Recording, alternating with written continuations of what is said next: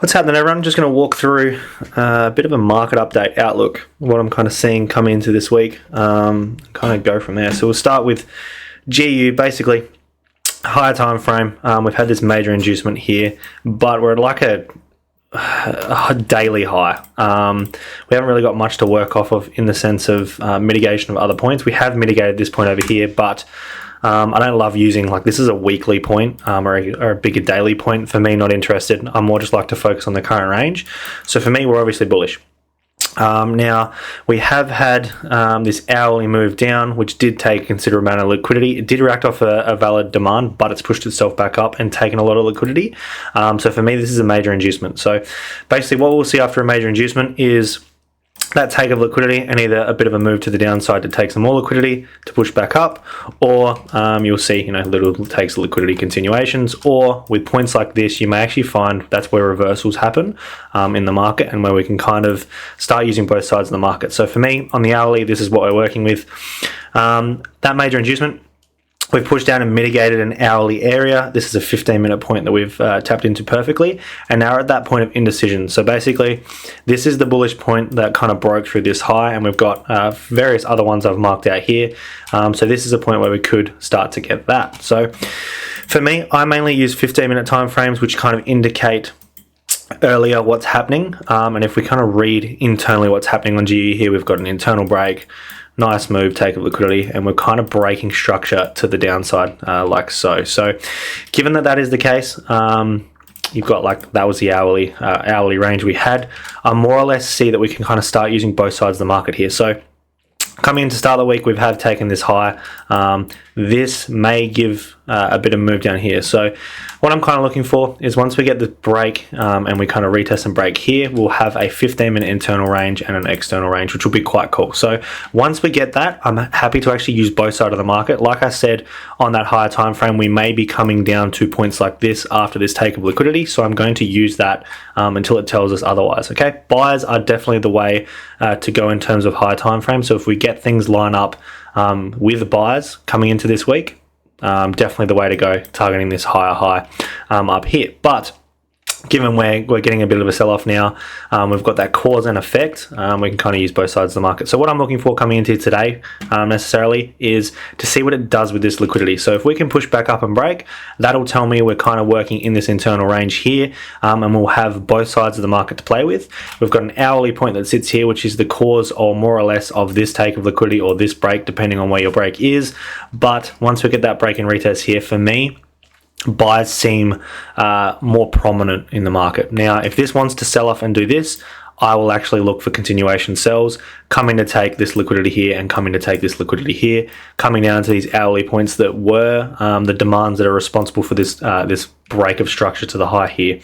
Another indication that this could more or less start selling off is what it did with the take of this liquidity. We didn't get the break and then second move up and build and generate more internal liquidity. What we kind of had was a clear inducement to the downside. So given we are getting the slow of momentum here, it does need to take some of that liquidity to decide what it's going to do. So I don't mind sells off of here, sells here. Once we get that internal range here, we can look for sells to buyers and continuations.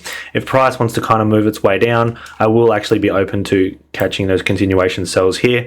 This point versus this liquidity, I would say more or less, if I was to try and predict what I want it to do, would be to come take this sell side liquidity here. So I think sells long term this week make more sense, but once we get that break to the upside, I'm quite happy to work with this internal range with that momentum there. Momentum is king. You don't want to try and go against momentum and kind of predict the market. You want to react. So continuation buys, once we get this here, we can look at takes of liquidity for continuations. If not, I'm actually quite happy to look to sell this thing down, and then we've got some internal points we can look for sells to buyers off of if need be. Okay, so very, very simple on there on GU.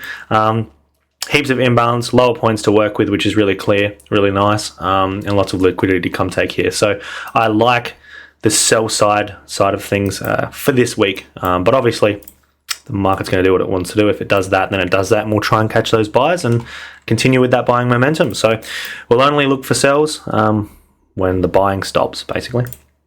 Awesome. So Other pair I watch, EU, basically jump on the higher time frame. EU, we had these major inducement to the left here, really clear break. If I go to the daily, really strong take of liquidity. This was responsible, this supply was responsible for this entire move, entire break here. So we've taken 1 high, 2 high, 3 high, trend line liquidity, and we've taken a structural high off of that major inducement. If I jump down to the hourly, sorry, we've actually had a really strong move down. So we have broken structure here, we have then created substructure and broken again, so it is showing that this supply does hold a lot of juice. So this mitigation and the take of liquidity on GU, I'm kind of using both as a divergence towards each other, telling me that sell side does make sense coming into this week. Okay, but understanding this didn't lead, so if we jump on the 4 hour, this didn't lead to any big breaks on the 4 hourly in terms of coming to break this structure, for example. It did lead to this break, which is a really good and clear break, but something like this, you know, having this extended move here, we would then be looking at a stronger supply for those continuation sells. Given that this has only broken this, you may find that this is an inducement to continue up again. So expecting this point to give a reaction, possibly do that or continue that way. So that's kind of the 4 hour outlook. Jumping down to a lower time frame. Hourly time frame, I've kind of got this internal range marked out. We had a really clear inducement to the downside last week, which has then pushed itself all the way back up.